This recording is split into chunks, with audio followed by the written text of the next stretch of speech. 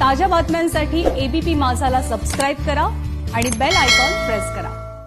Engineering आणि फार्मसीसाठी आजपासून प्रवेश प्रक्रिया सुरू होतीये। यंदा प्रवेशाची प्रक्रिया केवळ 2 फेऱ्यांमध्ये पूर्ण केली जाणार आहे। 9 ते 15 डिसेंबर पर्यंत नोंदणीची प्रक्रिया असेल तर अर्ज पडताळणीची प्रक्रिया 16 डिसेंबर पर्यंत विद्यार्थ्यांना पूर्ण करावी लागणार आहे। 18 डिसेंबरला तात्पुरती गुणवत्ता यादी जाहीर केली जाईल।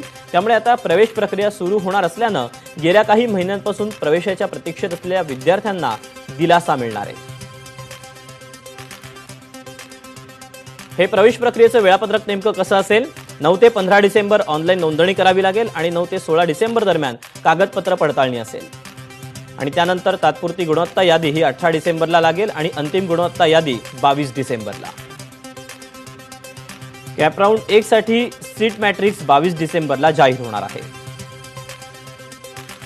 तर पहिली सामायिक प्रवेश फेरी ही 23 ते 25 डिसेंबरच्या दरम्यान असेल आणि 1 जानेवारी 2021 रोजी कॅप राऊंड 2 ला सुरुवात होईल।